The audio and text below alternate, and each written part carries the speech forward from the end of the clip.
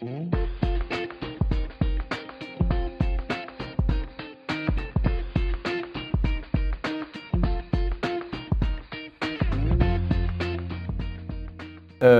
je suis effectivement le président de la Fédération de l'hospitalisation privée d'Île-de-France.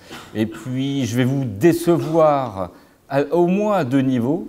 D'abord, pour vous dire que, contrairement à ce que j'ai cru comprendre et ce que j'ai entendu en fin de matinée, pour celles et ceux qui étaient là en présence du débat avec les présidents des sociétés savantes, plus on fait de la chirurgie ambulatoire, mais on n'est pas assis sur un tas d'or, sur une mine d'or. Loin de là, je vais vous expliquer. Et puis l'autre point de déception, les 70%, il se trouve que les établissements privés d'Île-de-France sont à 70%. Alors très exactement 69,6% sur l'activité 2016. Voilà, on a fait une étude. Bon. Mais ce n'est pas pour ça qu'on va s'arrêter. On va aller, et je pense qu'on n'est pas prêt de s'arrêter, et puis on va continuer sur ce taux. Alors vous allez me dire, bon, le privé en Île-de-France, c'est combien de divisions? Alors c'est d'abord au niveau France entière, 1000 établissements. C'est plus de 200 sur l'Île-de-France, notamment avec une majorité de courts séjours, MCO. Après également une bonne cohorte de soins de suite et rééducation, quelques établissements de santé mentale, c'est quand même 8500 médecins libéraux et salariés, surtout libéraux, et puis plus de 26 000 salariés. Donc, encore une fois, nous sommes à l'objectif, le privé Île-de-France. Il faut dire que le privé en Île-de-France, par rapport au privé de national, l'Île-de-France a un taux supérieur également de chirurgie ambulatoire. Ce qu'on peut dire aussi, c'est qu'en fait, on le voit également dans le diapo, alors, le privé réalise quand même presque les 2/3 des actes de chirurgie de l'Île-de-France également, donc c'est pas rien. Et on réalise 72% de l'ensemble de la chirurgie ambulatoire d'Île-de-France. On considère que les facteurs clés de succès, c'est effectivement, donc il y a eu des progrès, des changements de pratique sur l'anesthésie, la capacité notamment à remettre ce qu'on appelle le patient debout rapidement, tout ce qui est technique chirurgicale, notamment le mini-invasif, et surtout, il ne faut pas oublier la gestion de la prise en charge de la douleur, qui est un des éléments clés, en tout cas pour le privé. En fait, nous sommes obligés de nous adapter et en fait de trouver, pour obtenir ces taux de chirurgie ambulatoire, ça ne se fait pas comme ça, ni du jour au lendemain, ni sans organisation, à la fois sur l'amont et à la fois sur l'aval.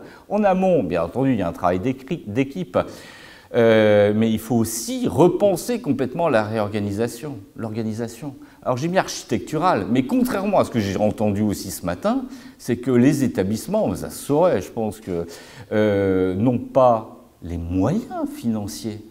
Et en plus, le privé, c'est l'établissement. Mais l'établissement, aujourd'hui, n'a plus les moyens de refaire ex nihilo, de casser des services, de refaire de nouveaux établissements ambulatoires. Il y a de très rares, j'allais dire, exceptions. Effectivement, vous avez cité, et c'est une excellente exception, c'est la clinique de Daumont qui a réussi à faire ça, mais dans le cadre, j'allais dire, d'un regroupement, d'une recomposition, etc. Ne croyez pas que on a l'argent pour le faire. En plus, l'activité, elle est flat pour tout le monde. Donc, c'est la raison pour laquelle, une des bonnes raisons d'ailleurs, qu'on respecte l'ONDAM, tout secteur confondu.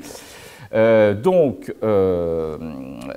contre, effectivement, il faut quand même repenser les flux. Il y a des petites choses à faire. Surtout, alors, un changement organisationnelle. C'est-à-dire qu'en fait, il faut complètement repenser le parcours patient, à tous les niveaux.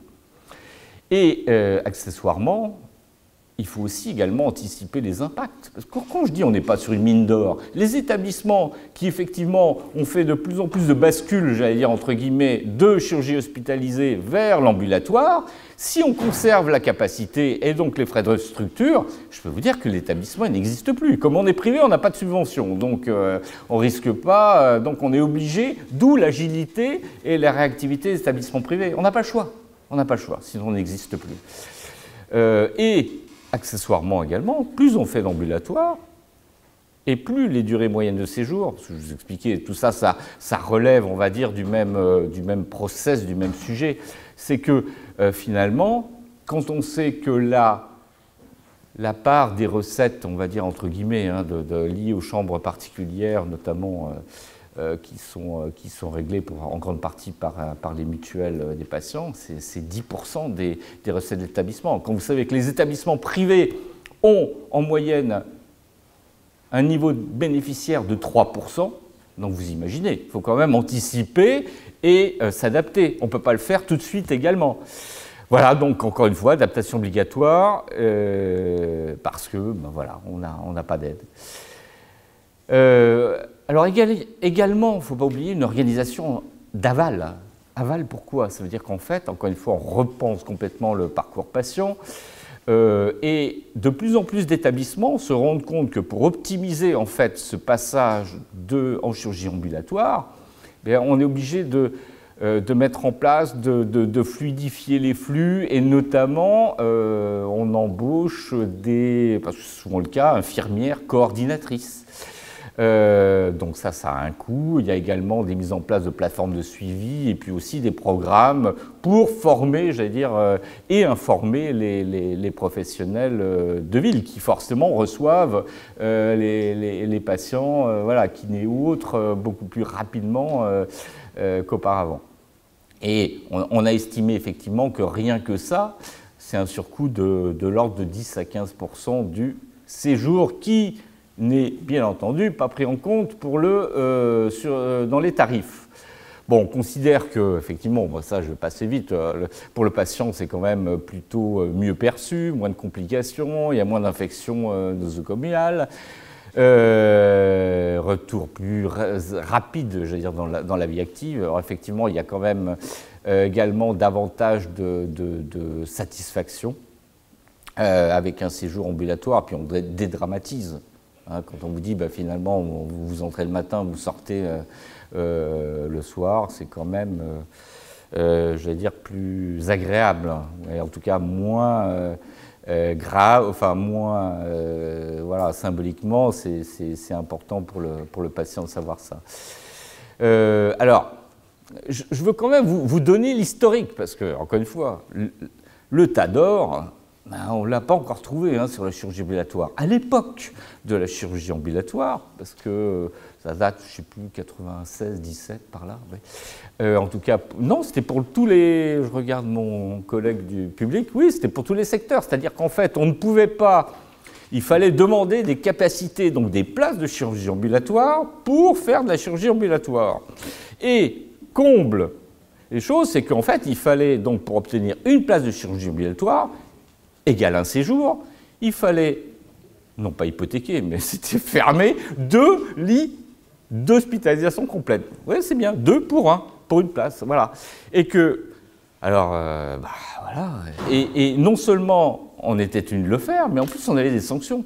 Les sanctions étaient, s'il y avait un dépassement de capacité, c'est-à-dire qu'on réalisait plus de 365 patients de chirurgie ambulatoire par place, autorisés, on payait le surcoût. On avait des pénalités financières. Il y a des établissements qui, à l'époque, ont payé plus d'1 million. Je ne sais plus si c'était les francs ou les euros, mais enfin, c'était beaucoup quand même. Oui, parce que j'ai des souvenirs. J'ai été, malheureusement, c'est du vécu. Donc, autre sujet également, c'est qu'au début de la T2A, donc ça c'est 2005 si ma mémoire est bonne, encore une fois pour tous les secteurs, mais les tarifs privilégiaient pas du tout la chirurgie ambulatoire.